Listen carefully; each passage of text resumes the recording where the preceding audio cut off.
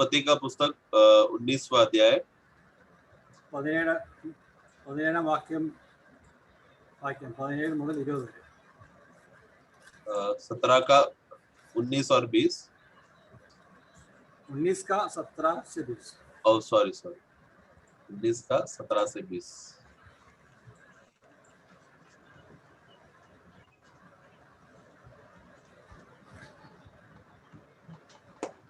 മലയാളത്തിൽ 16 മുതൽ അവൻ താമസിച്ചപ്പോൾ യഹോവ അവനോട് കരുണ ചെയ്യുകയാൽ ആ പുരുഷന്മാർ അവനെയും ഭാര്യയും 2 പുത്രിമാരെയും കൈക്ക് പിടിച്ച് പട്ടണത്തിൻ്റെ പുറത്തു കൊണ്ടുപോയി ആക്കി. അവരെ പുറത്തു കൊണ്ടുവന്ന ശേഷം അവൻ ജീവരക്ഷയ്ക്കായി ഓടിപ്പോക, പുറകോട്ട് നോക്കരുതേ, ഈ പ്രദേശത്തെങ്ങും നിൽക്കുകയുമരുതേ, എനിക്ക് നാശം ഭവിക്കാതിരിക്കുവാൻ പർവ്വതത്തിലേക്ക് ഓടിപ്പോവുക എന്ന് പറഞ്ഞു. ലോത്ത് അവരോട് പറഞ്ഞത്, അങ്ങനെയല്ല, കർത്താവെ, നിനക്ക് അടിയനോട് കൃപ തോന്നിയല്ലോ, എൻ്റെ ജീവനെ രക്ഷിക്കുവാൻ എനിക്ക് വലിയ കൃപ നീ കാണിച്ചിരിക്കുന്നു. പർവ്വതത്തിലെത്തുവാൻ എനിക്ക് കഴിയുകയില്ല, പക്ഷേ എനിക്ക് ദോഷം തട്ടി മരണം ഭവിക്കും. ഇതാ ഈ പട്ടണം സമീപമാകുന്നു, അവിടേക്ക് എനിക്ക് ഓടാം, അത് ചെറിയതാകുന്നു. ഞാൻ അവിടേക്ക് ഓടിപ്പോകട്ടെ, അത് ചെറിയതല്ലോ, എന്നാൽ എനിക്ക് ജീവരക്ഷ ഉണ്ടാകും. 16 से 20 पढ़े. पर वह विलम्ब करता रहा, इससे उन पुरुषों ने उसका और उसकी पत्नी और दोनों बेटियों का हाथ पकड़ लिया, क्योंकि यहोवा की दया उस पर थी, और उसको निकाल कर नगर के बाहर कर दिया. और ऐसा हुआ कि जब उन्होंने उनको बाहर निकाला, तब उसने कहा, अपना प्राण लेकर भाग जा, पीछे की ओर न ताकना और तराई भर में न ठहरना, उस पहाड़ पर भाग जाना, नहीं तो तू भी भस्म हो जाएगा. लूत ने उनसे कहा, हे प्रभु, ऐसा न कर, देख तेरे दास को तेरी अनुग्रह की दृष्टि हुई है, और तूने इसमें बड़ी कृपा दिखाई कि मेरे प्राण को बचाया है, पर मैं पहाड़ पर भाग नहीं सकता, कहीं ऐसा न हो कि कोई विपत्ति मुझ पर आ पड़े और मैं मर जाऊं. देख, वह नगर ऐसा निकट है कि मैं वहां भाग सकता हूँ, और वह छोटा भी है, मुझे वही भाग जाने दे. क्या वह छोटा नहीं है? और मेरा प्राण बच जाएगा. ആമേൻ. 17 വാക്യത്തിൽ പറയുന്നത്, അവരെ പുറത്തു കൊണ്ടുവന്ന ശേഷം അവൻ ജീവരക്ഷയ്ക്കായി ഓടിപ്പോവുക എന്നൊരു വാക്യം പറയുന്നുണ്ട്. ജീവരക്ഷയ്ക്കായി ഓടിപ്പോവുക. वहां पर हम 17 वाक्य में हम देखते हैं कि उन लोग जब उनको बाहर निकालने के बाद अपना प्राण के बचने के लिए वो भागे. അപ്പം ഈ ജീവരക്ഷയ്ക്കായി ഓടിപ്പോവുക എന്ന് പറയുമ്പോൾ എങ്ങോട്ടാണ് ഓടിപ്പോകേണ്ടതെന്ന് ദൈവത്തിന്റെ ദൂതൻ അവിടെ പറയുന്നുണ്ട്. നിങ്ങൾക്ക് നാശം ഭവിക്കാതിരിക്കാൻ പർവ്വതത്തിലേക്ക് ഓടിപ്പോവുക എന്നാണ് പറയുന്നത്. तो अपना प्राण लेकर जब भागे करके या प्राण को बचाने के लिए तू भागना करके जब उनको आज्ञा मिला, तो स्वर्गदूत ने क्या कहा, तुम ऐसा भागना, किधर भागना, उस पहाड़ की ओर तुम भागना, ताकि तुम बच सको, नहीं तो तुम भस्म हो जाओगे. ഞാൻ ഈ ഭാഗം ചിന്തിച്ചപ്പോൾ ഈ ദൈവദൂതൻ നിങ്ങളത്തിലോ ഗർവത്തിലോ ഒന്നും അല്ലായിരിക്കും സംസാരിച്ചത്, ശാന്തമായിട്ടായിരിക്കും സംസാരിച്ചത്. കാരണം ദൈവത്തിന്റെ ശബ്ദമാണ് ദൈവദൂതൻ പറയുന്നത്. ताना स्वरത്തിലായിരിക്കും देवदूत സംസാരിച്ചത്. जब मैं ये भाग पढ़ते समय में मुझे ऐसा लगा, जब स्वर्गदूत ने आकर मनुष्य से, खास रूप में लोथ से आकर बात करते समय में कोई घमंड या अहंकारी शब्दों से नहीं बात किया होगा, बल्कि क्योंकि वो परमेश्वर का एक दूत है और परमेश्वर का वो संदेश देने के लिए आया था, इसलिए मैं विश्वास करता हूँ कि वो बहुत सौम्य रीति से लोथ को उसने समझाया होगा, यहाँ से भाग जा करके बोलने का आज्ञा दिया होगा. അതുകൊണ്ടാണ് ലോത്ത് അതിന് പറയുന്നത്, അങ്ങോട്ട് പോവാൻ എനിക്ക് വയ്യ, ഞാൻ നിരപ്പുള്ള സ്ഥലത്തേക്ക് പോയിക്കോളാം എന്ന് പറയുന്നത്.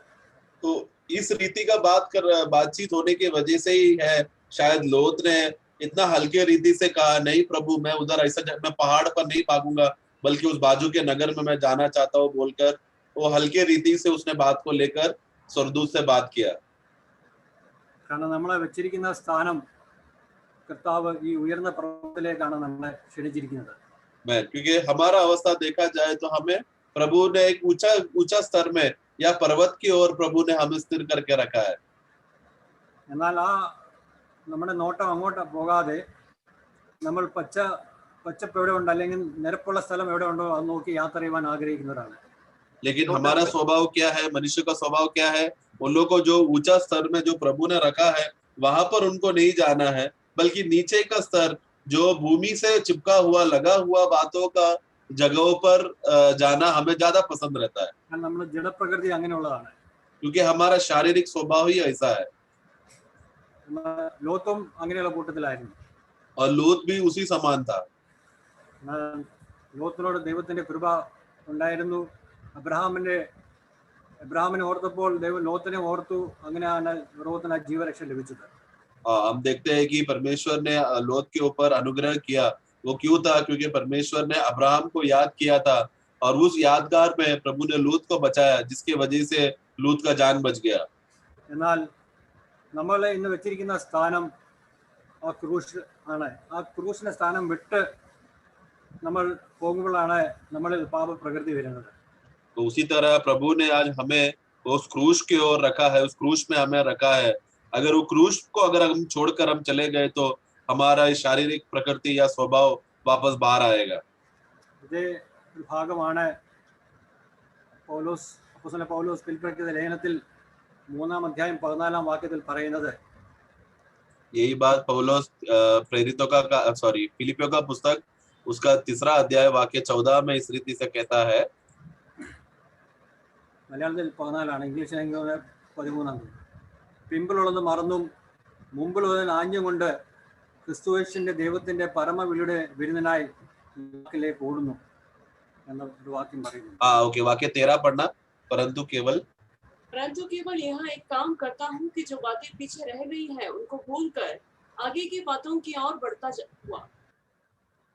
പലപ്പോഴും നമ്മൾ പഴയ കാര്യങ്ങൾ, നമ്മുടെ പഴയ സ്വഭാവങ്ങൾ അല്ലെങ്കിൽ പഴയ രീതികൾ മറക്കുവാൻ നമുക്ക് പലപ്പോഴും സാധിക്കാതെ വരുന്നത് കാരണം നമ്മൾ ഈ മുന്നോട്ടുള്ള നമ്മുടെ ക്രൂശിലേക്ക് നോക്കാത്തതുകൊണ്ട് മാത്രമാണ്.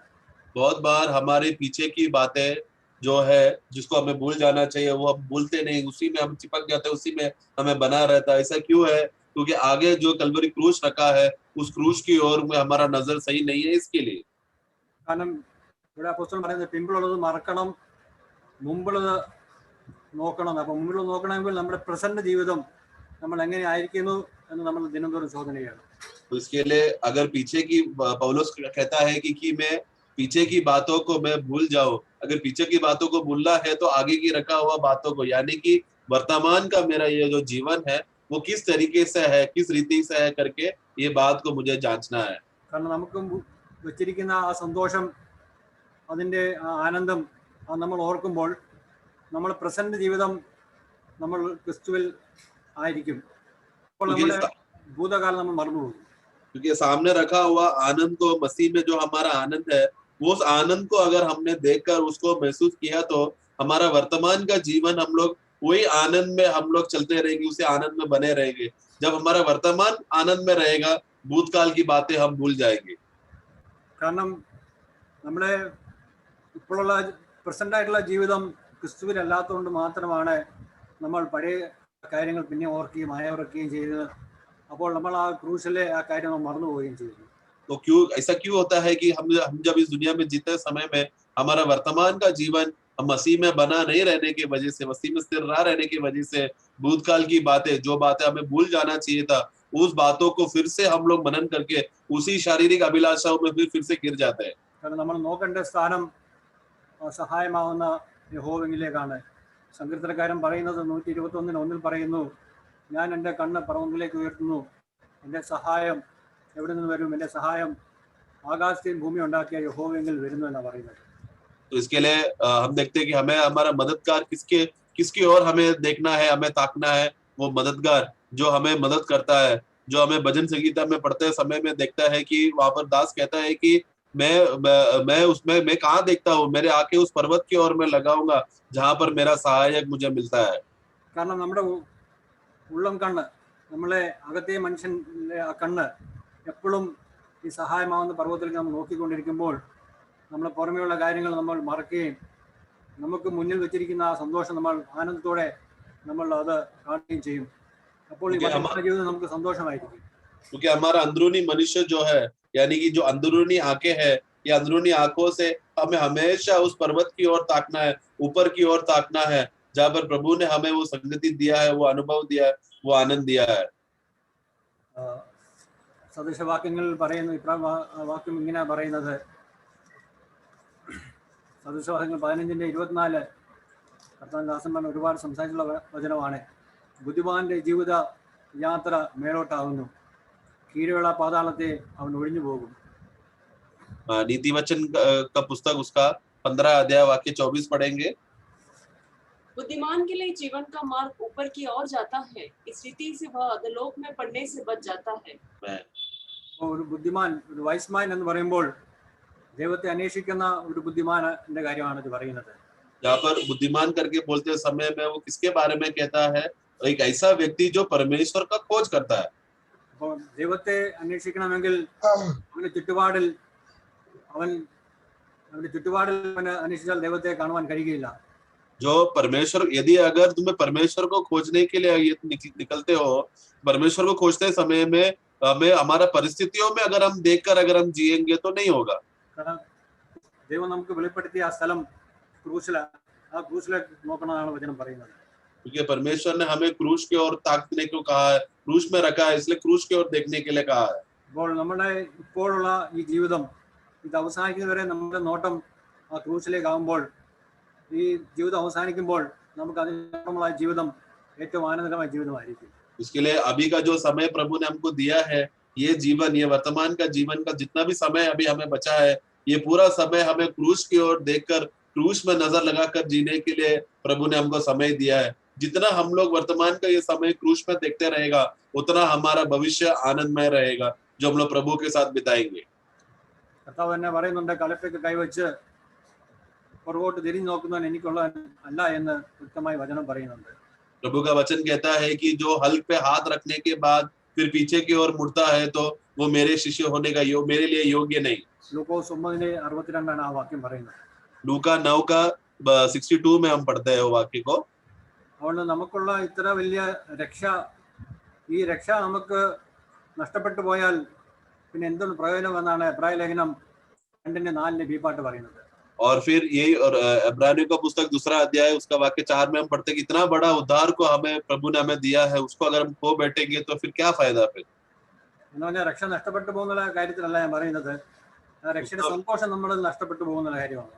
तो मैं ये नहीं कहना चाहता कि विश्वासी अपना उद्धार जो उसको मिला है उसको वो खो बैठेगा, बल्कि वो एक विश्वासी उसका उद्धार का जो आनंद है वो खो बैठेगा. കാരണം രക്ഷയുടെ സന്തോഷം നമുക്ക് കിട്ടുന്നത് ഈ ക്രിസ്തുവുമായിട്ടുള്ള നിരന്തരമായുള്ള കൂട്ടായ്മയുടെ അനുഭവത്തിലാണ് ലഭിക്കുന്നത്. क्योंकि उद्धार का आनंद किसके आधार पर है? जितना हमें मसीह के साथ का संगति में हम बना रहते हैं उसके आधार पर है. അപ്പോൾ ഈ കൂട്ടായ്മ നമുക്ക്, ക്രിസ്തുവുമായിട്ടുള്ള കൂട്ടായ്മയിൽ നമുക്ക് അനുദിനം നമുക്ക് വളരണമെങ്കിൽ നമ്മുടെ പ്രസന്റ് ആയിട്ടുള്ള ജീവിതം അല്ലെങ്കിൽ നമ്മുടെ നോട്ടം ആ ക്രിസ്തുവിലായിരിക്കണം എപ്പോഴും. इसकी वर्तमान का हमारे इस जीवन में हमें उस मसीह के साथ का वो आनंद में, यानी कि वो उद्धार का आनंद में अगर हमें जीना है तो हमारा नजर मसीह के साथ में रहना चाहिए, मसीह का संगति में बना रहना चाहिए. ഇതേ വാക്യം ഇതിനോട് ചേർന്ന വാക്യമാണ് കൊലോസ്യ ലേഖനം 3:1-2 വാക്യം പറയുന്നത്. ആകയാൽ നിങ്ങൾ ക്രിസ്തുവിനോട് കൂടെ ഉയർത്തെഴുന്നേറ്റിരിക്കുന്നു എങ്കിൽ ക്രിസ്തു ദൈവത്തിന്റെ വലത്തുഭാഗത്ത് ഇരിക്കുന്നിടമായ ഉയർത്തുള്ളത് അന്വേഷിക്കുവിൻ. इसी के आधार पर हम कोलोसी का पुस्तक 3 अध्याय 1 और 2 में हम पढ़ेंगे 1 और 2. सो जब तुम मसीह के साथ जलाए गए तो स्वर्गीय वस्तुओं की खोज में रहो, जहाँ मसीह वर्तमान है और परमेश्वर के दाहिने ओर बैठा है. पृथ्वी पर की नहीं परंतु स्वर्गीय वस्तुओं पर ध्यान लगाओ. നമ്മുടെ മൈൻഡ് സെറ്റ് എപ്പോഴും ഈ ക്രിസ്തു ഇരിക്കുന്ന ഉയരത്തിലുള്ളതായിരിക്കണം നമ്മുടെ മൈൻഡ് സെറ്റ് എപ്പോഴും. हमारा मन हमेशा जहाँ पर मसीह विराजमान है, मसीह जहाँ पर बैठा है वहां पर है हमारा नजर, हमारा मन हमेशा होना चाहिए. പലപ്പോഴും നമ്മളെ തെറ്റിക്കുന്ന പല ഉപദേശങ്ങൾ വരുന്നത് നമ്മുടെ മൈൻഡ് സെറ്റിനെ തെറ്റിക്കുന്നതാണ്. കാരണം ക്രിസ്തുവിന്റെ ഇരിക്കുന്ന ഇടത്തെ നമ്മളെ മറന്നുകൊണ്ട് നമ്മുടെ ഭൗതികമായ കാര്യങ്ങൾ നോക്കുവാനാണ് പലപ്പോഴും പലരും നമ്മളെ പരിതെറ്റിച്ച് സംസാരിപ്പിക്കുന്നത്. बहुत बार क्या होता है, उपदेश के विषय में हम लोग धोखा में क्यों गिर जाते हैं? गलत उपदेश को हम लोग क्यों पसंद करके उसी के पीछे चले जाते हैं? क्योंकि हमारा मन जो मसीह में रहना चाहिए, मसीह जो स्वर्गीय स्थान में है, हमारा मन भी उधर रहना चाहिए. वो बात से हमारा नजरिया हटा देता है. ये उपदेशक लोग क्या करते हैं, ये लोग भूमि की बातें, पृथ्वी की बातें, संसार की बातें, ये सब बातें हमें बोल बोल कर इस तरह का उपदेश हमें देखकर क्या करता है, हमारा मन जो मसीह में होना चाहिए था वो मन को उधर से हटाकर संसार की बातों में गिरा देता है, जिसकी वजह से क्या होता है, हम झूठे उपदेश में गिर जाते हैं। കാരണം നമ്മളെ ദൈവം വിളിച്ചത് ഈ ഭൂമിയിൽ അനുഗ്രഹം തരുമെന്ന് പറഞ്ഞ അല്ല വിളിച്ചിരിക്കുന്നത്, സ്വർഗീയമായ അനുഗ്രഹങ്ങൾ തരാമെന്ന് പറഞ്ഞാണ് നമ്മൾ വിളിച്ചിരിക്കുന്നത്.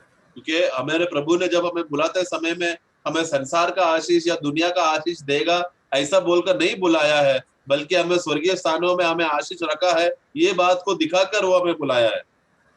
നമ്മുടെ പൂർവ്വ പിതാക്കന്മാരെല്ലാം അവര് എബ്രായ ലേഖനം 11:13 പറയുന്നത്, ഇവരെല്ലാം വാഗ്ദത്തം നിവർത്തി പ്രാപിക്കാതെ ദൂരത്ത് നിന്ന് അത് കണ്ട് അഭിവന്ദിച്ചും ഭൂമിയിൽ തങ്ങൾ അന്യരും പരദേശികളും എന്ന് ഏറ്റു പറഞ്ഞുകൊണ്ട് വിശ്വാസത്തിൽ മരിച്ചു എന്നാണ് പറയുന്നത്.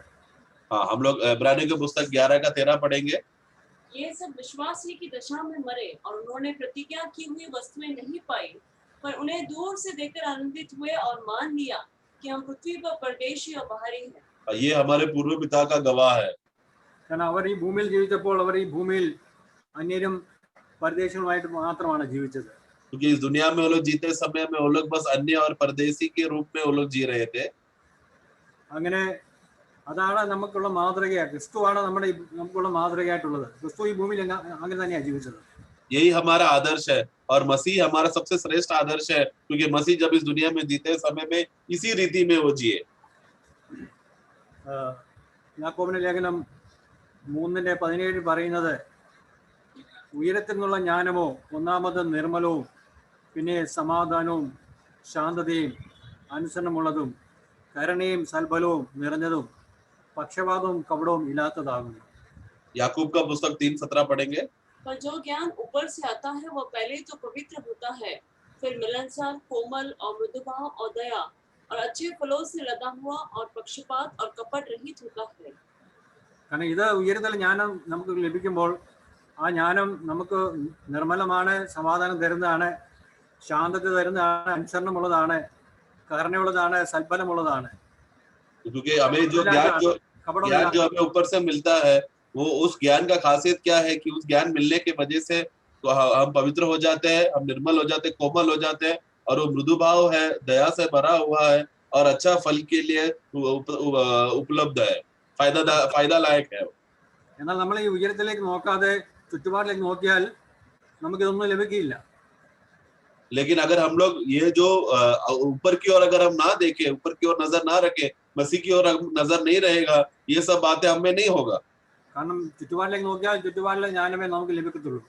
परिस्थितियों की ओर देखेंगे तो परिस्थिति का ज्ञान ही हमको मिलेगा. കാരണം ചുറ്റുപാടിലേക്ക് നോക്കുമ്പോൾ നമ്മളെ ഭയപ്പെടുത്തുന്ന കാര്യങ്ങളാണ് ചുറ്റുപാട് നടന്നുകൊണ്ടിരിക്കുന്നത്. क्योंकि परिस्थितियों को देखते समय में हमें डराने की का अवस्था है परिस्थितियां. അങ്ങനെ ഈ ഭൂമിയിൽ നമ്മൾ ഭയത്തോടെ ജീവിക്കണമെന്നല്ല കർത്താവ് ആഗ്രഹിക്കുന്നത്. उसके लिए प्रभु ये नहीं चाहता कि हम लोग डर डर के इस दुनिया में जिए. നമ്മൾ ആനന്ദത്തോടെ സന്തോഷത്തോടെ ഏത് പരിസ്ഥിതി വന്നാലും ക്രിസ്തുവിൽ ആനന്ദത്തോടെ ജീവിക്കണമെന്നാണ് കർത്താവ് ആഗ്രഹിക്കുന്നത്. बल्कि हमेशा हमारे इस दुनिया में हमारा परिस्थिति कैसा भी क्यों ना हो, मसीह में हम लोग आनंदित होकर जीने के लिए प्रभु ने हमें बुलाया है.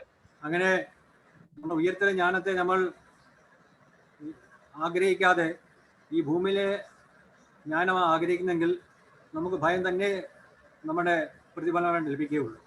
तो अगर हमारा नजर स्वर्ग की ओर ना रहे, ऊपर की ओर अगर हम मन नहीं लगाएंगे और भूमि की बातों में, पृथ्वी की बातों में मन लगा रहे, तो उसका फल क्या होगा, हम डर से भर जाएंगे. അപ്പോസ്തല പ്രവൃത്തിയിൽ ഒരു സ്റ്റെഫാനോസിന്റെ കാര്യം പറയുന്നുണ്ട്. प्रेरितों के कार्य में हम स्टेफानोस के बारे में हम देखते हैं. സ്റ്റെഫാനോസിന്റെ കാര്യത്തിൽ അപ്പോസ്തല പ്രവൃത്തിയിൽ 7:55-56 പറയുന്നത്, അവനോ പശലമാവ് നിറഞ്ഞവനായി സ്വർഗത്തിലേക്ക് ഒറ്റുനോക്കി ദൈവത്തിന്റെ മഹത്വവും ദൈവത്തിന്റെ വലത്തുഭാഗത്ത് യേശു നിൽക്കുന്നതും കണ്ടു. ഇതാ സ്വർഗം തുറന്നിരിക്കുന്നതും മനുഷ്യപുത്രൻ ദൈവത്തിന്റെ വലത്തുഭാഗത്ത് നിൽക്കുന്നതും ഞാൻ കാണുന്നു എന്ന് പറഞ്ഞു. प्रेरितों का कार्य 7 का अध्याय उसका 55 और 56 में पढ़ते समय में हम वहां पर हम देखते हैं कि वो पवित्र आत्मा से वो परिपूर्ण हो गया और स्वर्ग की ओर देखा. उसने क्या देखा? उसने परमेश्वर की महिमा को देखा और उसकी बाजू में यीशु मसीह को उसके दाहिनी ओर खड़ा है करके देखा, और ये सब बातें वो देखकर उसने कहा कि मैंने मनुष्य के पुत्र को परमेश्वर की दाहिनी ओर खड़ा है करके देखा है करके उसने कहा. കാരണം 6-ന്റെ ഈ അപ്പോസ്തല പ്രവൃത്തിയിൽ 6-ന്റെ അവസാനം പറയുന്നു, 15-ന്റെ ലാസ്റ്റിൽ പറയുന്നു അവന്റെ മുഖം ഒരു ദൈവദൂതന്റെ മുഖം പോലെ കണ്ടു എന്ന് പറയുന്നു. क्योंकि इसका इस विषय में हम देखते हैं कि उसका चेहरा स्वर्गदूत के समान था करके उसका 6ठा अध्याय में हम पढ़ते हैं. കാരണം സ്തെഫാനോസിന്റെ പ്രതികൂലം അവന്റെ ചുറ്റുപാട് ഒന്നും അനുകൂലമല്ലായിരുന്നു. क्योंकि उसका परिस्थिति को अगर हम देखा जाए तो उसके समान उसके योग्य रीति नहीं था उसका परिस्थिति. അവനൊന്നും അനുകൂലമല്ലായിരുന്നു, എല്ലാം പ്രതികൂലമായിരുന്നു. उसका सब परिस्थिति उसके खिलाफ था, उसके लिए कुछ भी भला नहीं था, सब उसके खिलाफ था परिस्थिति. എന്നാൽ സ്തെഫാനോസ് നോക്കിയത് സ്വർഗത്തിലേക്കാണ് നോക്കിയത്. लेकिन फिर भी स्तेफानोस ने कहाँ देखा? वो स्वर्ग की ओर ही देखा. അവനാണ് അവന്റെ മുഖം ദൈവദൂതന്റെ മുഖം പോലെ തീർന്നത്. जिसकी वजह क्योंकि इसलिए उसका चेहरा हमेशा एक स्वर्गदूत के समान था. അതുകൊണ്ട് ചുറ്റുപാടും അവന് കല്ലേറ് വന്നപ്പോഴും അത് അവന് വേദനയായി അനുഭവിച്ചില്ല. കാരണം അവൻ जब उसके ऊपर पत्थरवार आया तो भी वो पत्थरवार का दर्द उसको सहने ऐसा उस पत्थरवार का दर्द में वो गया नहीं उसको, बल्कि वो दर्द ऐसा लगा ही नहीं उसे. കാരണം അവൻ ക്രിസ്തുവിനെ കണ്ടുകൊണ്ടാണ് ഈ വേദന എല്ലാം സഹിക്കുന്നത്. क्योंकि वो मसीह को देख रहा था, मसीह को देखते देखते पत्थरवार का सारा दर्द को सह रहा था. ക്രിസ്തുവിനെ കണ്ടപ്പോൾ അവന്റെ വേദന എല്ലാം മാറിപ്പോയി. കാരണം ഇതിലും വലിയ വേദനയാണ് ക്രിസ്തു നമുക്ക് വേണ്ടി അനുഭവിച്ചത്. उसने जब मसीह को देखा उसको सारा दर्द उसका चला गया, क्योंकि उसको याद आया कि मेरा प्रभु तो इससे भी भयंकर और दर्दनाक दर्द हो सह रहा था. मेरा प्रभु ദിനംതോറും നമ്മൾ രാവിലെ എഴുന്നേൽക്കുമ്പോൾ അവന്റെ ഈ അവന്റെ യാഗത്തെ നമ്മൾ ഓർക്കുമ്പോൾ നമ്മളുള്ള ഈ വേദന എല്ലാം മാറിപ്പോകുന്ന അനുഭവത്തിലേക്ക് നമ്മൾ കടക്കുകയാണ്. इसके लिए प्रतिदिन सवेरे उठते समय में हम हमेशा प्रभु की ओर हमें ताकते रहना है, और प्रभु किस रीति से मेरे लिए कितना दर्द था ये बात को हमें याद रखना है. അങ്ങനെ നമ്മൾ സഹായമാവുന്ന പർവ്വതത്തിലേക്ക് നമ്മളെ കണ്ണുകൾ ഉയരുമ്പോൾ നമുക്ക് ലഭിക്കുന്ന സന്തോഷവും ആനന്ദം എത്ര വലുതാണെന്ന് നമുക്ക് മനസ്സിലാക്കാൻ കഴിയും. इसके वजह से ऐसा अगर हमारा नजर हम उस ऊंचाई की ओर देखते हैं जहाँ पर हमारा मदद आता है, उस मददगार प्रभु की ओर हम देखते समय में हमारा दिन सवेरे से देखते समय में हमारा दिन आनंद से भर जाता है. इस वचन के द्वारा प्रभु हमें आशीषित करे. हाँ, हमें जैसा भाई विमल भाई ने अभी जो बांटा है उसके विषय में थोड़ा और आगे बढ़ेंगे. നമ്മള് പിമ്പിലുള്ളത് മറന്നും മുമ്പിലുള്ളതിലേക്ക് ആഞ്ഞും കൊണ്ട് ദൈവത്തിന്റെ പരമവിളിയുടെ ലാക്കിലേക്ക് ഓടാം. हमें जो पिछली बातें हैं, पीछे की बातें हैं उसको भूल जाए और आगे को देखकर हम दौड़े. അവിടെ നമ്മള് വായിച്ച വചനത്തിൽ ലോത്തിനോടുള്ള ബന്ധത്തില് നമ്മൾ വായിച്ചു. हम उत्पत्ति का पुस्तक में जब लोत के विषय में जब हमने पढ़ा था, ദൈവം നിശ്ചയിച്ച സ്ഥലത്തേക്ക് പോകാതെ തനിക്ക് സ്വന്തമായ ഒരു സ്ഥലം നിശ്ചയിച്ച സ്ഥലത്തേക്ക് താൻ ഓടിപ്പോയത് കൊണ്ട് ഉണ്ടായ വലിയൊരു വിപത്തിനെ കുറിച്ചാണ് പിന്നെ ആ അധ്യായം പറഞ്ഞ് അവസാനിപ്പിക്കുന്നത്. तो उसमें जो परमेश्वर ने जो जगह उसको बताया था वो जगह पर वो नहीं गया, बल्कि अपना खुद का पसंद का जो जगह पर वो जाने के बाद उसके ऊपर आने वाला एक विपत्ति था या एक बुरा अवस्था जो उसके जीवन में और पारिवारिक जीवन में आया करके वो बात बोलकर वो अध्याय खत्म करता है. അങ്ങനെ മോവാബ്യരും അമ്മോന്യരും എന്ന് പറയുന്ന രണ്ട് വംശം ഇസ്രായേലിനെതിരെ ഉളവാകാൻ തക്കവണ്ണം അത് കാരണമായി. और जिसकी वजह से मोआब और अमोरिया ये जो गोत्र है इस्राएल के खिलाफ खड़े होने का कारण बना. ദൈവം തന്റെ ജനത്തെ തെരഞ്ഞെടുത്തപ്പോൾ സർവ്വരാഷ്ട്രത്തിൽ നിന്നും സർവ്വജനത്തിൽ നിന്നും ഒരു ജനത്തെ തെരഞ്ഞെടുത്തപ്പോൾ ആ തെരഞ്ഞെടുപ്പിൽ ദൈവത്തിന് അവരെ കുറിച്ചുണ്ടായിരുന്ന പദ്ധതി അവർ ജാതികളെ പോലെ ആയിത്തീരരുത് എന്നാണ്. क्योंकि प्रभु ने जब चुना, वो चुनते समय में दुनिया से संसार से प्रभु लोगों को चुनते समय में प्रभु का उद्देश्य क्या है उस चुनावट के पीछे, कि वो लोग संसार के लोगों के समान या अन्य जाति के समान ना बन जाए. അതുകൊണ്ട് ഈ അമോന്യരെ കുറിച്ചും മോവാബിനെ കുറിച്ചും ദൈവം ഒരു പ്രവചനത്തിൽ പറയുന്നുണ്ട്. നമ്മള് യെരമ്യാവിന്റെ പുസ്തകം 49 48 അധ്യായങ്ങൾ ഈ രണ്ട് ജാതികളെ കുറിച്ചുള്ള പ്രവചനങ്ങളാണ്. इसके लिए खास रूप में मोआब और अमोरिया के विषय में यिर्मयाह का पुस्तक 48 और 49 में उनके विषय में भविष्यवाणी दिया गया है. ഇവിടെ നമുക്ക് ഒരു വാക്യം നമുക്ക് വായിക്കാം. एक वाक्य इस स्मृति में हम पढ़ेंगे। അതായത് മോവാബിനെ കുറിച്ച് പറയുമ്പോൾ അതിന്റെ യിരെമ്യാവിന്റെ പുസ്തകം 48 അധ്യായം मोआब के विषय में कहते समय में यिर्मयाह का पुस्तक 48 अध्याय। അങ്ങനെ ഒരു ദൈവിക വഴിയിലൂടെ അല്ലാതെ ഒരു ജാതി ഉണ്ടായിട്ടും അവര് ഭൂമിയിൽ വളരെ സ്വസ്ഥത അനുഭവിച്ച് ജീവിക്കുന്ന ഒരു അനുഭവമാണ് അവിടെ 48 അധ്യായത്തിന്റെ 11 വാക്യം. तो ये एक ऐसा झुंड है जो परमेश्वर की इच्छा के अनुसार नहीं जीते थे, बल्कि परमेश्वर के खिलाफ जीते थे। तो भी वो लोग जब इस दुनिया में जीते समय में बहुत ही शांतिपूर्वक और एकदम आनंदमय जीवन वो लोग जिया करके हम पढ़ते हैं। അതിന്റെ 11 വാക്യം നമ്മൾ വായിക്കുന്നുണ്ട്. 48 का 11 में हम पढ़ते हैं, അവരൊക്കെ അവര് ബാല്യം മുതല് അവര് സ്വൈര്യമായിട്ട് ജീവിക്കുക. वहां पर हम पढ़ते हैं कि मोआब जो है बचपन से सुखी जीवन जिया, പക്ഷെങ്കിൽ അവരുടെ സ്വൈര്യത്തിന്റെ താഴെ വീഞ്ഞിന്റെ മട്ടുള്ളതുപോലെ ഒരു മട്ടുണ്ട്. ആ മട്ടിന്റെ മുകളിലാണ് അവർ ജീവിക്കുന്നത്. लेकिन उनका अवस्था क्या है, जिस तरह दाखरस के नीचे जो गढ़ भर जाता है, वो उसमें वो उनका जीवन, भले वो लोग ऊपर वो लोग सुखी से जी रहे हैं, फिर भी वो गंध से वो लोग भरे हुए, गढ़ से भरे हुए हैं। അപ്പം ഈ മട്ട എന്ന് കാണിക്കുന്നത് ദൈവത്തിന്റെ കോപത്തെയും ദൈവത്തിന്റെ വരാൻ പോകുന്ന ന്യായവിധിയാണ്. तो ये जो अवस्था है, ये क्या है, मोआब के ऊपर आने वाला परमेश्वर का न्याय को दिखाता है, जो भविष्य में आने वाला है। അവരെ ആ ന്യായവിധിയിൽ നിന്ന് വേറൊരു പാത്രത്തിലേക്ക് പകർന്നിട്ടില്ല. तो मोआब का जीवन में देखते समय में उनको कभी भी एक बर्तन से दूसरा बर्तन की ओर कभी उंडेला नहीं था। അപ്പോൾ യഹൂദനെ സംബന്ധിച്ചിടത്തോളം അങ്ങനെ പകർന്നു. लेकिन यहूदियों के विषय में देखते हैं कि उन लोग को हमेशा प्रभु एक बर्तन से दूसरा बर्तन में उंडेलता था। അപ്പൊ അവര് പ്രവാസത്തിലേക്ക് പോകുമ്പോൾ അവരുടെ ന്യായവിധി മാറിപ്പോവുകയായിരുന്നു. तो जिसके वजह से जब इस्राएली लोग बंदीगृह में वो लोग चले जाते थे, पकड़वाए जाते थे, क्या होता था, उनका न्याय उनके अंदर से हट रहा था। അപ്പോൾ ഇനി നമ്മൾ വരുമ്പോൾ നമ്മളെല്ലാവരും യഹൂദന്മാരല്ല, നമ്മള് മോവാബിനെ പോലെ ജാതികളാണ്. हमारा विषय देखा जाए तो हम लोग यहूदी के समान लोग नहीं है, हम लोग मोआब के समान अन्य जाति लोग हैं। ഈ മോവാബിനെ സംബന്ധിച്ചിടത്തോളം നമ്മൾ അവസാനം ദൈവം പറയുന്നുണ്ട്, ഞാനും മോവാബിനെ ഒരു ദിവസം പകരും. मोआब के विषय में प्रभु कहता है कि एक दिन मैं मोआब को भी उंडेलूंगा। അവിടെ അതിന്റെ 48 അധ്യായത്തിന്റെ അവസാനത്തിലുണ്ട്.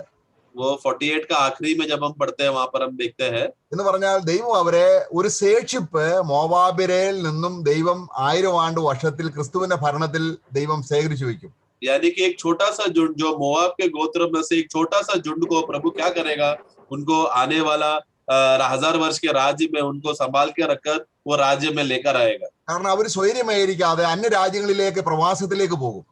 क्यों क्या हो गया, क्योंकि उन लोग का सुख का अवस्था निकल जाएगा और वो लोग बंदीगृह में फंस जाएंगे। അപ്പോൾ അവർ ഇസ്രായേലിലെ ദൈവത്തെ വിളിച്ചപേക്ഷിക്കും. और तब वो क्या करेंगे, जब वो बंधुआ में चले जाते समय में वो लोग इस्राएल के परमेश्वर को बुलाएंगे। അങ്ങനെ മോവാബിരുടെ ഒരു ചെറിയൊരു കൂട്ടം യേശുക്രിസ്തുവിന്റെ ഭരണകാലത്ത് ദൈവത്തിന്റെ ജനമായിട്ട് അവർ വേർതിരിയും. इसीलिए मोआब का हम देखते हैं अंत समय में मोआब में से एक छोटा सा झुंड वो लोग प्रभु का लोग बन जाकर 1000 वर्ष के राज्य में वो लोग प्रवेश करेंगे। അപ്പോൾ ഇന്ന് സഭയിലുള്ള മോവാബിരായ അല്ലെങ്കിൽ മോശപ്പെട്ടവരായ നമ്മളെ ദൈവം പകരുന്നത് എങ്ങനെയാണെന്നുള്ളതാണ് നമ്മൾ ചിന്തിക്കുന്നത്. लेकिन आज कलीसिया में जो मोआब है, जो अन्य जाति स्वभाव है, हम जैसे लोगों को प्रभु किस तरह उंडेलता है, हमें प्रभु हमारे अंदर कैसा कार्य करता है, उस विषय में हम थोड़ा देखेंगे। അപ്പൊ നമ്മൾ 47 അധ്യായത്തിന്റെ 11 വാക്യത്തിൽ പകരാത്തത് കൊണ്ട്, ഒരു പാത്രത്തിൽ നിന്ന് വേറൊരു പാത്രത്തിൽ പകരാത്തത് കൊണ്ട് പാപത്തിന്റെ സ്വാദും മരണത്തിന്റെ മണവും മോവാബിരിലുണ്ട്. तो अभी वहां पर उसी 48 का 11 में जब हम पढ़ते समय में, क्योंकि उनको एक बर्तन से दूसरा बर्तन में उंडेला नहीं हुआ, नहीं डालने की वजह से क्या हो गया, इसलिए उनका स्वाद उसी में स्तर रहा और उनका जो गंध है वो उसी में बना रहा। നമ്മളിൽ രണ്ടാം മരണത്തിന്റെ മണമുണ്ട്. हमारे अंदर जो दूसरा मृत्यु का गंध है वो हमारे अंदर है. നമ്മളിൽ ആ പാപത്തിന്റെ സ്വാദുണ്ട്. और हमारे अंदर पाप का स्वाद है. അപ്പൊ ഇത് നമ്മളിൽ നിന്നും അകറ്റി വേറൊരു പാത്രത്തിലേക്ക് പകരാൻ വേണ്ടിയാണ് മശിഹാ തമ്പുരാനെ കർത്താവ് ഭൂമിയിലേക്ക് അയച്ചത്. तो हमारे अंदर का ये स्वाद और गंध को हटाकर दूसरे बर्तन में डालने के लिए परमेश्वर ने अपना पुत्र प्रभु यीशु मसीह को इस जगत पर भेजा. അവൻ കാൽവരി ക്രൂശിൽ നമ്മളെ മരിച്ചപ്പോൾ നമ്മളെ ദൈവം അവനിലേക്ക് പകരുകയായിരുന്നു. जब कलवरी क्रूस में जब वो मरते समय में हम देखते हैं कि परमेश्वर ने हमें मसीह में डाल दिया. അതാണ് അവനെ ക്രിസ്തുവിലാക്കി എന്ന് നമ്മൾ വായിക്കുന്നത്. उसकी वजह से हम पढ़ते हैं कि हमें मसीह में रखा है करके हम पढ़ते हैं। നമ്മള് യോഹന്നാന്റെ സുവിശേഷം 12 ഞാനോ ഭൂമിയിൽ നിന്ന് ഉയർത്തപ്പെട്ടാൽ എന്ന് പറഞ്ഞാൽ സ്വർഗത്തിലേക്ക് പോകുന്നതല്ല, ക്രൂശിൽ ഉയർത്തപ്പെട്ടാൽ എനിക്കുള്ളവരെ I will draw in to me, ഞാന് ആദാം വംശത്തിൽ നിന്നും എനിക്കുള്ളവരെ ഞാൻ വലിച്ച് എന്നിലേക്ക് അടുപ്പിക്കും.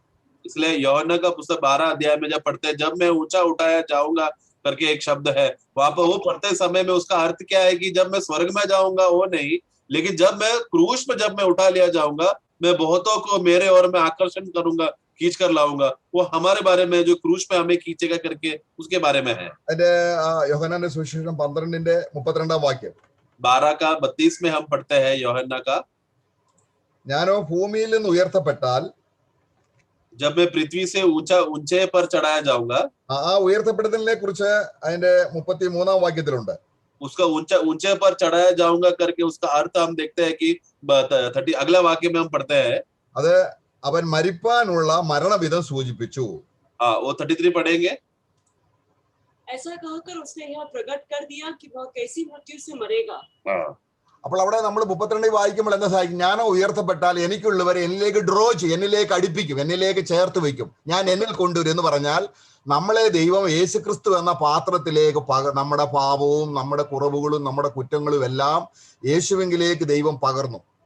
तो इसके लिए 32वां वाक्य में जब पढ़ते समय में वहां पर देखो कि जब मैं पृथ्वी पर से ऊंचा उठाया चढ़ाया जाऊंगा करके बोलते समय में वो क्या कह रहा है? क्रूस पे जब प्रभु मरते समय में क्या होगा?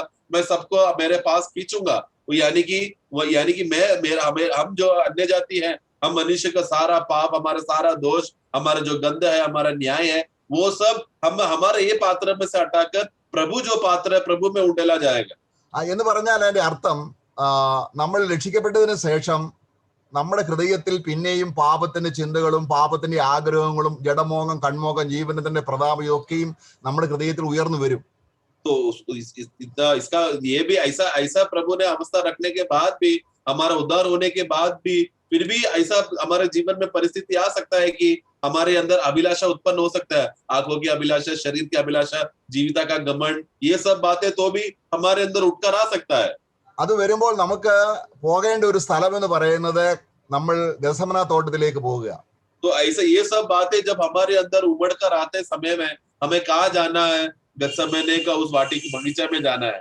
അവിടെ നമ്മള് യെരമ്യാവിന്റെ പുസ്തകത്തിൽ വായിച്ചത് നിന്നെ പകർന്നിട്ടില്ല എന്ന് പറയാൻ, നിന്നെ എംപ്റ്റി ആക്കിയില്ലെന്നാണ് അതിന്റെ ശരിയായ എബ്രായ ട്രാൻസ്ലേഷൻ. हमने जब यिर्मयाह का पुस्तक उसका 48 का 11 में जब पढ़ते समय मैंने एक बर्तन से दूसरा बर्तन में तुम्हें उंडेला नहीं करके बोलते समय मतलब क्या है कि जो तुम्हारे अंदर था उसको मैंने अभी तक तुझे खाली नहीं किया. उसका असली इब्रानी भाषा में हम पढ़ते हैं कि तुझे मैंने वो बर्तन को खाली नहीं किया. അപ്പൊ ഇതാണ് നമ്മളെപ്പോഴും നമ്മളെ എംപ്റ്റി, അതാണ് ഞാൻ ക്രൂശിനോട് ചേർന്നിരിക്കുന്നു, ക്രൂശ് വഹിക്കുക എന്ന് അർത്ഥമാക്കുന്നത് അതാണ്. तो क्रूस प्रतिदिन क्रूस उठाना, क्रूस में बने रहना, क्रूस में ही हमारा अवस्था बोलते समय में उसका अर्थ यही है कि हमें खाली करने का अर्थ है. അപ്പൊ നമ്മൾ യേശുവിന്റെ അടുക്കലേക്ക് ചെന്നിട്ട് കർത്താവേ എന്റെ ഹൃദയത്തിൽ ഇപ്പോഴുള്ള ഈ പാപം അല്ലെങ്കിൽ ഈ ജഡമോഹം ഈ ആഗ്രഹങ്ങളെല്ലാം ഞാൻ നിന്നിലേക്ക് പകരുന്നു. ഇതാണ് നമ്മൾ ശരിക്കുള്ള പ്രാർത്ഥനയുടെ കൂട്ടായ്മ. പൗലോസ് ഇത് ആഗ്രഹിച്ചു. അവന് ഫിലിപ്പിയ ലേഖനം 3:10 പറയുകയാണ്, അവന്റെ മരണത്തോട് ഏകീഭവിക്കുക എന്ന് പറഞ്ഞാൽ നമ്മളെ ക്രിസ്തുവിൽ കൊണ്ടുവരികയാണ്. तो इसके लिए प्रतिदिन जब हम हमारा प्रार्थना करने का उद्देश्य क्या है, उस प्रार्थना में हम बता रहे हैं कि प्रभु मेरे अंदर का जो भी अभिलाषा है, मेरे अंदर का जो भी घमंड की बातें हैं, जो भी मोह उत्पन्न होता है, वो सब प्रभु मैं आपकी ओर लाता हूँ, मैं खाली करता हूँ बोलकर उस हमें समर्पण करना, वही प्रार्थना का असली अनुभव है जो हम लोग फिलिपियों का पुस्तक 3:10 में भी पढ़ते समय में पौलुस क्या कहता है कि मैं हमेशा प्रभु तेरा मृत्यु के समानता में मैं हो जाऊं करके. तो पौलुस की ये जीवन वो हमेशा अपने आप को क्रूस पर देखता था. അപ്പൊ നമുക്ക് യേശുക്രിസ്തുവിലേക്ക് പകരാൻ നമ്മളിൽ നല്ലതൊന്നുമില്ല, ഏറ്റവും മോശമായതും നികൃഷ്ടമായതുമേ ഉള്ളൂ. अभी हमें हमारे अंदर ऐसा कुछ भी भला बात नहीं है कि वो चीज हम लोग मसीह में उंडेला जाए, क्योंकि हमारे अंदर एकदम नीच और तुच्छ और एकदम गंदी बातें ही है जो मसीह में उंडेला जा सकता है. അപ്പൊ നമ്മൾ അങ്ങനെ വരുമ്പോൾ ഈ ലോകത്തിൽ ആരും നമ്മളെ സ്വീകരിക്കത്തില്ല. നമ്മുടെ പാപ സ്വഭാവത്തോടും നമ്മുടെ ഏറ്റവും അഗ്ലി ആയിരിക്കുന്ന ഹൃദയത്തെ കുഷ്ഠം പിടിച്ച് ആ ഹൃദയത്തെ ആരും സ്വീകരിക്കത്തില്ല. അപ്പം യേശുക്രിസ്തു മാത്രമേ നമ്മളെ സ്വീകരിക്കുകയുള്ളൂ. अभी हमारा परिस्थिति देखते समय में हम लोग कितने बदसूरत लोग हैं, हम लोग कितना गंदगी से भरे हुए, हमसे बहुत बदबू आता है, गंदक से भरा हुआ है, हमारा स्वाद इतना बुरा है, ऐसा परिस्थिति में हम जीते समय में संसार का कोई भी लोग हमें स्वीकारता नहीं, संसार का कोई भी लोग हमें पसंद नहीं कर सकता, क्योंकि हम एक भी पाप का बात किसी को बताएगा फिर कोई हमारे पास नहीं रहेगा। लेकिन यीशु मसीह एक ऐसा एकमात्र व्यक्ति है जो हमें स्वीकारता है, हमारा कितना भी बुरा दशा क्यों ना हो, सिर्फ वही एक व्यक्ति है जो हमें स्वीकारा है। അപ്പോൾ നമ്മളെ എം ടി ആക്കുമ്പോൾ, ഇങ്ങനെ യേശുവിലേക്ക് നമ്മളെ പ്രാർത്ഥനയിലൂടെ നമ്മുടെ ഹൃദയത്തെ പകരുമ്പോൾ, അവനെ തന്നെ, അവന്റെ നല്ല ഹൃദയം, അവന്റെ നിറവിൽ നിന്ന് നമുക്ക് കൃപമേൽ കൃപ ലഭിക്കും. അവന്റെ ഹൃദയം നമ്മുടെ ഹൃദയത്തിലേക്ക് പകരും. इसके लिए जब हम अपना हमारा गंधक से भरा हुआ हमारा स्वभाव को जब हम खाली करते हैं, हमारे अंदर की बुरी बातों को जब मसीह में हम लोग खाली, अपने आप को खाली करके मसीह में भरते हैं, तो तब क्या होता है, प्रभु का स्वभाव हमारे अंदर बढ़ता, उनका भरपूरता से हम लोग महिमा से महिमा में बढ़ते जा रहे हैं। उनका उस जीवन से हमारे अंदर उस जीवन का स्वभाव हमारे अंदर उंडेला जा रहा है। ഇതാണ് ദൈവത്തിന്റെ മഹത്വം. ദൈവം തന്റെ നമുക്ക് മോശമായത് കൊടുക്കുമ്പോൾ ദൈവം നമുക്ക് നല്ലത് തരുന്നു. ഇതിലാണ് ദൈവത്തിന്റെ മഹത്വം. परमेश्वर का महिमा इस बात में है कि जब हम परमेश्वर को गंदी बात देते समय में वो परमेश्वर हमें अच्छी बात देता है। इसमें हमारा प्रभु कितना महान है। നമുക്ക് പഴയ നിയമത്തില് ഞാൻ നിർത്താൻ പോവുകയാണ്. പഴയ നിയമത്തിൽ നമുക്കറിയാം ഹന്നായുടെ ജീവിതം. എൽക്കാന എന്ന് പറയുന്ന ആ സഹോദരന് പെനിന്ന എന്നും ഹന്ന എന്നും പറയുന്ന രണ്ട് ഭാര്യമാരുണ്ടായിരുന്നു. हम देखते हैं कि पुराने नियम में अन्ना का विषय में हम देखते हैं एल्काना को, उसको दो पत्नियां था, पेनीला और अन्ना। അപ്പോൾ പെനിന്നയ്ക്ക് മക്കളുണ്ട്, അന്നയ്ക്ക് മക്കളില്ല. और पेनीला को बच्चे हैं परंतु अन्ना को बच्चे नहीं है। അപ്പോൾ ഇതുകൊണ്ട് എന്ത് സംഭവിച്ചു? इसके वजह से क्या हो गया? അവിടെ അതിന്റെ 1 ശമൂവേൽ 1-ാം അധ്യായത്തിന്റെ 6-ാം വാക്യത്തിൽ, पहला शमूएल 1 अध्याय वाक्य 6 में हम पढ़ते हैं, അവിടെ പ്രതിയോഗി എന്ന് പറഞ്ഞാല് മറ്റേ പെനിന്ന എന്ന് പറയുന്ന സഹോദരി എപ്പോഴും ഈ സഹോദരിയെ നിന്ദിക്കുകയും അവഹേളിക്കുകയും ദുഷിക്കുകയും ചെയ്തു. 6 पढ़ेंगे। परंतु उसकी सौत इस कारण से कि यहोवा ने उसकी खोप बंद कर रखी थी, उसे अत्यंत चिढ़ाकर कुड़ाती रहती थी। उसका सोच हमेशा उसको चिढ़ाती थी और कुड़कुड़ाती रहती थी। അപ്പോൾ ഹന്നയുടെ ഹൃദയത്തിൽ എന്താ വരുന്നത്? तो ऐसा होने की वजह से अन्ना का हृदय में क्या भर गया? ഈ പെനിന്ന എന്ന് പറയുന്ന സഹോദരിയോട് കോപവും ഈർഷ്യവും എല്ലാം ഉണ്ടാകുക. ये पेनीला ये क्यों ऐसा मेरे साथ कर रही है बोलकर उसके खिलाफ गुस्सा और द्वेष और ईर्ष्या बढ़ने लगा। അവൾ എന്ത് ചെയ്തു? वो क्या किया? അവൾ ആലയത്തിലേക്ക് വന്നു. നമ്മൾ അതിന്റെ 1-ാം അധ്യായത്തിന്റെ അതിന്റെ 15-ാം വാക്യത്തിൽ അവള് ഹൃദയം പകരാൻ തുടങ്ങി. और उसने क्या किया? वो मंदिर में आई और मंदिर में आकर वो क्या की? उसने अपने हृदय को बहने लगा। वाक्य 15 में हम पढ़ते हैं, അവിടെ ഹൃദയത്തിൽ എന്തുണ്ടോ ആ ദോഷപരമായതെല്ലാം, അവഹേളനയും നിന്ദയും പരിഹാസവും എല്ലാം ദൈവമാകുന്ന പാത്രത്തിലേക്ക് അവൾ പകർന്നു. तो वहां पर उधर हम देखते हैं कि उसने अपना मन की बातें खोलकर यहोवा से कह रहे, यानी कि उसका मन की बातें जो भी था, उसका मन में जो भी गुस्सा था, द्वेष, ईर्ष्या थे, वो सब बातों को उसने प्रभु की ओर उंडेला। प्रार्थना करते करते वो प्रभु की ओर सब बातें समर्पण करने लगी। അങ്ങനെ അവിടെ ഹൃദയം എംപ്റ്റി ആയി. കാരണം അവൾ ഇനിയും പെനിന്നയെ കുറിച്ച് ഇനിയും അവക്കൊന്നും പറയാനില്ല. കാരണം അവളുടെ ഹൃദയത്തിൽ വന്നതെല്ലാം എവിടോട്ട് പകർന്നു? കർത്താവിലേക്ക് പകർന്നു കൊടുത്തു. तो अभी अन्ना को पेनीला के खिलाफ बोलने के लिए कुछ भी नहीं है, क्योंकि जो भी बातें था, जितना भी गुस्सा था, वो सब उसके अंदर से निकाल कर प्रभु के ऊपर डाल दिया, प्रभु की ओर उंडेल दिया उसने। अभी उसके अंदर कोई भी बातें बचा नहीं है। അങ്ങനെ അവസാനത്തെ ഒഴിച്ചു കളയേണ്ടത് പോലും കർത്താവിലേക്ക് പകർന്നപ്പോൾ ദൈവം അവിടെ ഹൃദയത്തെ ആനന്ദം കൊണ്ട് നിറച്ചു. പിന്നെ അവിടെ മുഖം ഒരിക്കലും വാടിയിട്ടില്ലെന്നാണ് നമ്മള് അതിന്റെ 18-ാം വാക്യത്തിന്റെ അവസാനം വായിക്കുന്നത്. तो जब उसने ऐसा किया 15 में, जब उसने अपने हृदय पूरी तरह से खोलकर जो भी उसके पेनीला के खिलाफ गुस्सा था, वो सब बातें उसने प्रभु की ओर उंडलने की वजह से प्रभु ने क्या किया? प्रभु ने उसको आनंद से भर दिया करके बोलते। जब क्योंकि उसने इस रीति से अपने आप को पूरा खाली करके प्रभु ने उसको क्या किया? उसको खुशी से भर दिया। फिर उसका मुंह कभी भी उदास नहीं हुआ करके हम लोग वही 18 का आखिरी भाग में हम पढ़ते हैं। ഇവിടെ അവള് വാ പോലും തുറന്നില്ല. यहाँ पर वास्तव में वो मंदिर में जाकर मुंह भी नहीं खोली उसने। അവളുടെ ഈ സംഭാഷണം അല്ലെങ്കിൽ ഈ ഹൃദയ പകർച്ച ഏലിക്ക് പോലും മനസ്സിലായില്ല ഇത് എന്താണെന്ന്. वो जब मंदिर में आकर जब वो प्रार्थना करते समय में एली जो उधर का महायाजक है, उसको भी समझ में नहीं है यहाँ पर क्या चल रहा है करके।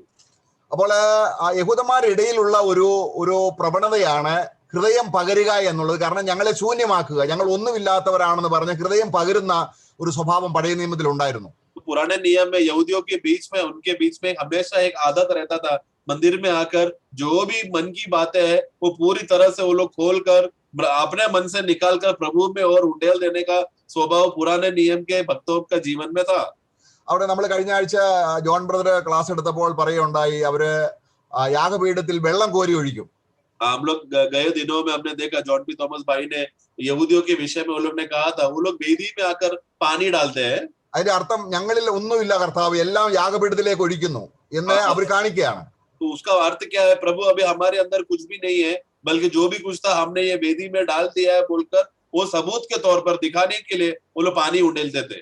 അപ്പം ഹൃദയം പകരുക എന്ന് പറഞ്ഞാൽ നമ്മള് 1 ശമൂവേൽ 7:6 पहला शमूएल 7:6 में हृदय बहाने का विषय में हम वहां पर पढ़ते हैं। അവര് ഫെലിസ്തീനുമായുള്ള ഒരു വലിയ വിഷയം വന്നപ്പോൾ അവർ ചെയ്തത് എന്താണെന്നറിയാം? അവിടെ 7:6 उसका जब फिलिस्तीनियों के साथ उनका मुठभेड़ होते समय में वहां पर पढ़ते हैं 7:6 में, तब वे मिस्पा में इकट्ठे हुए और चल भर के यहोवा के सामने उंडेल दिया और उस दिन उपवास किया और वहां कहने लगे। എന്റെ അർത്ഥം വെള്ളം കോരി ഒഴിച്ചു എന്ന് പറയുന്ന അവരുടെ ഹൃദയം, ഞങ്ങളുടെ ഹൃദയത്തിൽ ഇനി ഒന്നുമില്ല, എല്ലാം നിന്നിലേക്ക് പകരുന്നു.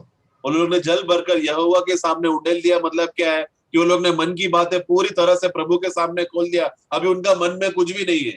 അപ്പോൾ എന്ത് ചെയ്യുന്നു? നമ്മളെ ശൂന്യമാക്കുമ്പോൾ നമ്മുടെ ഹൃദയത്തെ അവന്റെ കൃപമേൽ കൃപ കൊണ്ട് നിറയ്ക്കും. നമ്മുടെ ഹൃദയം ദൈവത്തെയും കൊണ്ട് നിറയാനുള്ളതാണ് നമ്മുടെ ഹൃദയം. इसके लिए जब हम इस तरह अपना मन खाली करते समय में प्रभु क्या करता है? वो अपना अनुग्रह से हमें उनका अनुग्रह के द्वारा हमारे अंदर अनुग्रह से अनुग्रह में वो बढ़ते रहता है। ये है प्रभु का स्वभाव। അപ്പൊ ഒരു പാത്രത്തിൽ നിന്ന് വേറൊരു പാത്രത്തിലേക്ക് പകരം നമ്മളാകുന്ന നമ്മുടെ ഹൃദയമാകുന്ന പാത്രം യേശുക്രിസ്തു ആകുന്ന ആ നല്ല പാത്രത്തിലേക്ക് പകരുമ്പോൾ അവൻ നമ്മളിലേക്കും പകരും. ഇതാണ് കൂട്ടായ്മ. ഞാൻ അങ്ങോട്ട് നല്ല തീന്മ കൊടുക്കുന്നു, ദൈവം എനിക്ക് നല്ലത് തരുന്നു. इसके लिए हम देखते हैं कि जब एक बर्तन से दूसरा बर्तन में उंडेलते समय में, खाली करते समय में वहां पर क्या हो रहा है? एक बहुत बड़ा संगति हो रहा है। वहां पर हम क्या करते हैं? मेरे अंदर का सभी बुरा बातें, सभी मोह की बातें, वो सब मैं प्रभु में डाल रहा हूँ और प्रभु का सब भला बातें, उनका अच्छा गुण, उनका अनुग्रह हमारे अंदर उंडेलता है। इस तरह एक संगति का, एक आनंद का माहौल वहां पर बनता है। നമ്മൾ എഫെസ്യ ലേഖനം അതിന്റെ 1-23 വായിക്കുന്നത് യേശുക്രിസ്തുവിനെ ശിരസായിട്ട് എല്ലാം നിറയ്ക്കുന്ന നിറവായ ശരീരമായ സഭയെ കൊടുത്തു.